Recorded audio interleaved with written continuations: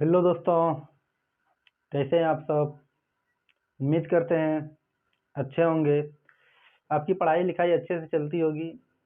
आज हम लोग क्लास 10th में केमिस्ट्री के विषय में पढ़ेंगे। केमिस्ट्री में हम लोग पढ़ेंगे न्यूलैंडस के विषय में। इससे पहले डोबेरिनर के विषय में हम लोग पढ़े थे बहुत अच्छी तरह से। आज हम लोग न्यूलैंडस के विषय में पढ़ेंगे। अगर आप इस चैनल पे नए हैं तो वीडियो शुरू से अंत तक देखिए। अगर आपके काम का चीज़ है तो चैनल को सब्सक्राइब कीजिए, अपने दोस्तों के बीच शेयर कीजिए, लाइक कीजिए। सब्सक्राइब करने से देखिए क्या होता है, जब भी कोई video new up to date करते हैं तो नोटिफिकेशन आपको मिलता है। चलिए अब हम लोग देखते हैं। सबसे पहले न्यूलैंडस के विषय में पढ़ेंगे। तो न्यूलैंडस जो थे, इन्होंने परीक्षा में पूछे जाते हैं। सबसे पहले पहला क्वेश्चन जो बनता है, अष्टक नियम किसने दिया। तो अष्टक नियम किसने दिया? न्यूलैंडस ने दिया। बात समझ गए। तो कई बार पूछा हुआ है कि अष्टक नियम किसने दिया है। तो अष्टक नियम जो दिए थे, किसने दिए थे? न्यूलैंडस ने दिए थे। देखिए, कोई भी अगर आप काम करते हैं, इससे पहले भी बताए थे डोबेरिनर के विषय में, डोबेरिनर ने कौन सा सिद्धांत दिया आप कमेंट करके बताइएगा। ठीक, अगर आप रेगुलर पढ़ रहे हैं तो देखिए,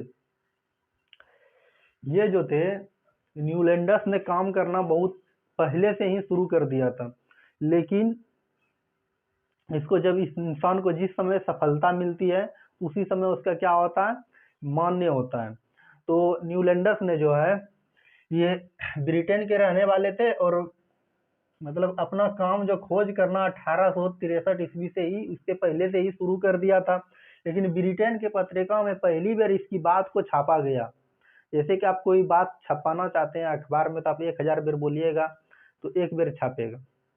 लेकिन इन्होंने 1863 ईस्वी में ही अपना प्रयोग टेबल कहा जाए या तालिका कहा जाए, प्रयोग टेबल तो नहीं कहा जा सकता है, काहे कि ये पूर्ण रूप से सजा नहीं सके थे। तो 1863 ईस्वी में ही ये अपना खोज कर लिए थे। ठीक, और 1866 ईस्वी में ब्रिटेन की पत्रिका में पहली बार इसकी बात को छापा गया। जब हम लोग कब थे, जब हम लोग इंडिया में थे तो उस समय 1863 में सोचिए भारत में किसका शासन था, तो अंग्रेज का शासन था। तो उस समय ये सब क्या कर रहे थे, खोज कर रहे थे प्रयोग टेबल सब का, तत्व का, यौगिक का, मिश्रण का, ये सब रिसर्च कर रहे थे। तो हम लोग क्या थे, दूसरे देश का उपनिवेश थे। तो अब देखिए, परीक्षा में पूछा जाते हैं अष्टक नियम किसने दिया। कई बार मैट्रिक एग्जाम में पूछा हुआ है, यार कॉम्पिटिटिव एग्जाम में भी पूछे जाते हैं। तो आप याद रखिएगा, अष्टक नियम जो दिए थे ये न्यूलैंडस ने दिए थे। एक न्यूलैंडस ने कुल तत्वों को, 56 तत्वों को खोजा था, लेकिन कैल्शियम तक ही इसका मान्य था। मतलब कहने का अर्थ ये हो रहा है, न्यूलैंडस ने को टोटल मिलाकर 56 तत्व को खोजा और 56 तत्व खोजने के बाद इसका कैल्शियम तक ही मान्य रहा। इसके बाद ये क्या हो जाते हैं, फेल हो जाते हैं। कैल्शियम के बाद इसका नियम रूल लागू नहीं होता है। इन्होंने 7 सुअरों की तुलना की। ये एक ऐसे न्यूलैंडस एक ऐसे वैज्ञानिक थे जो कि 7 सुअर की तुलना की। सुअर क्या होता है, जैसे आप लोग पढ़े होंगे 7 सुअर। देखिए जैसे क्या होता है, आप पढ़ते हैं कि 7 सुअर, जैसे सा रे गा मा पा दा नी सा, जैसे सा रे गा मा पा दा नी सा, मतलब पहले तत्व का गुण 8वें तत्व के गुण के बराबर होते हैं और 8वें तत्व का गुण 15वें तत्व के गुण के बराबर होते हैं और 15वां तत्व का गुण 23वें तत्व के बराबर होते हैं। जो इसका मान्य कैल्शियम तक ही था। इसके बाद ये क्या हो जाते हैं, फेल हो जाते हैं। ठीक, इन्होंने आधार क्या अपनाया, आधार अभी क्या अपनाया, परमाणु भार के बढ़ते क्रम या परमाणु द्रव्यमान के बढ़ते क्रम में तत्वों को सजाया, जो कि होना चाहिए परमाणु संख्या और परमाणु क्रमांक के अनुसार। इन्होंने भी क्या किया, इससे पहले जो थे डोबेरिनर ने भी यही किया था कि तत्व को क्या कर दिया था, परमाणु भार के अनुसार सजाया था। और इन्होंने भी क्या किया, तत्व को परमाणु भार के अनुसार सजा दिया गया। तो इससे क्या हो गया, गलत हो गया। तो इसमें क्या कहा गया, 8वें तत्व का गुण, मतलब पहले तत्व का गुण 8वें तत्व के गुण के बराबर होते हैं। अब देखिए हम एक बार और इसको अच्छा समझा देते हैं न्यूलैंडस ने कौन सा नियम दिया? अष्टक नियम दिया। यह काम करना कब से शुरू कर दिए थे अपना मतलब एक तालिका कब से तैयार कर लिए थे? 1863 ईस्वी में तैयार कर लिए थे, लेकिन ब्रिटेन की पत्रिका में पहली बार इसकी बात को 1866 ईस्वी में छापा गया। न्यूलैंडस ने जो अष्टक नियम दिया था, इन्होंने कुल तत्वों की संख्या जो खोजा था 56 खोजा था, ठीक, जो कि इसका कैल्शियम तक ही मान्य था। इसके बाद क्या हो जाता है? इसकी बात फेल हो जाता है। इन्होंने 7 स्वरों की तुलना की। 7 स्वरों का मतलब होता है जैसे पहले तत्व का जैसे और 8वें तत्व का स्वर एक ही मिलता है, जैसे सा रे गा मा पा दा नी सा। तो पहला शुरू में भी सा, 8वां में भी सा। उसी तरह कहा गया पहले तत्व का गुणधर्म 8वें तत्व के गुणधर्म के बराबर मिलता है, और 8वें तत्व का गुणधर्म 15वें तत्व का और 15वें का 23वें तत्व के गुणधर्म के बराबर मिलते हैं। और आधार क्या अपनाया इन्होंने? तत्व को परमाणु भार के अनुसार सजाया या परमाणु द्रव्यमान के अनुसार के बढ़ते क्रम में सजाया। ठीक, इसका मान्य जो है कैल्शियम तक ही रहता है। इसके बाद ये क्या हो जाते हैं? फेल हो जाते हैं। तो ये हम आपको समझा दिए।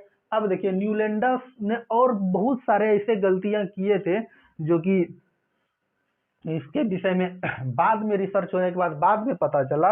न्यूलैंडस की तालिका में कोबाल्ट और निकेल को क्या कर दिया? हाइड्रोजन के साथ रख दिया और एक ग्रुप में रख दिया। सबसे बड़ी गलती क्या किया? कोबाल्ट और निकेल को हाइड्रोजन के साथ रख दिया और एक ग्रुप में रख दिया, मतलब एक घर में रख दिया गया। जबकि कोबाल्ट और निकेल का गुण धर्म जो मिलता था वह लोहा से मिलता था और लोहा से बहुत दूर रख दिया गया। बात समझे? तो न्यूलैंडस ने क्या कर दिया? कोबाल्ट और निकेल को एक साथ रख दिया और हाइड्रोजन के साथ रख दिया, जबकि उसका गुण धर्म जो था लोहा के साथ मिलता था। बात समझे? और लोहा से उसको बहुत दूर रख दिया गया। देख, अब देखिए इसके कुछ कुछ अवगुण पूछे जाते हैं। अवगुण क्या होता है?